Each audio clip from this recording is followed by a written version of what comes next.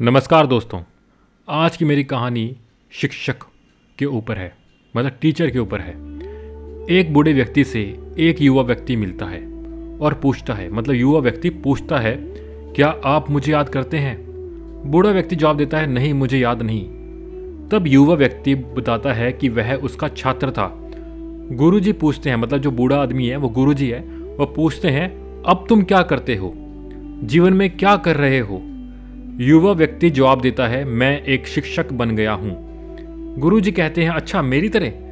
युवा व्यक्ति कहता है, हाँ, वास्तव में मैं शिक्षक इसलिए बना क्योंकि आपने मुझे प्रेरित किया था। गुरुजी उत्सुक होकर पूछते हैं, तुमने कब तय किया कि तुम्हें शिक्षक बनना है? युवा व्यक्ति एक कहानी सुनाता है। एक दिन मेरा एक मित्र एक नई घड़ी पहनकर आया। मुझे वह घड़ी बहुत पसंद आई और मैंने उसे चुरा लिया। थोड़ी देर बाद मेरे मित्र ने गौर किया कि वह घड़ी गायब है और उसने तुरंत आपसे शिकायत की। तब आपने पूरी कक्षा से कहा, आज कक्षा के दौरान इस छात्र की घड़ी चोरी हो गई है, जिसने भी चुराई हो कृपया लौटा दें।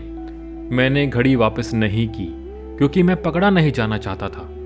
तब आपने दरवाजा बंद कर दिया और कहा, सभी खड़े हो जाओ, एक घेरा बना लो, मैं सबकी जेब की तलाशी लूंगा, लेकिन इस शर्त पर कि सभी अपनी आंखें बंद रखेंगे। हमने वैसा ही किया जैसा आपने कहा। आपने एक एक करके सभी की जेबें टटोलनी शुरू की। जब आपने मेरी जेब में हाथ डाला तो आपको घड़ी मिल गई, लेकिन आपने तलाश जारी रखी ताकि किसी को यह पता न चले कि घड़ी किसकी जेब से मिली थी।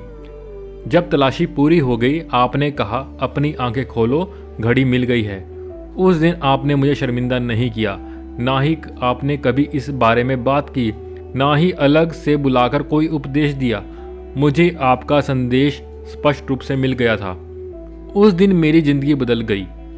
मैंने निश्चय किया कि मैं कभी गलत रास्ते पर नहीं जाऊंगा।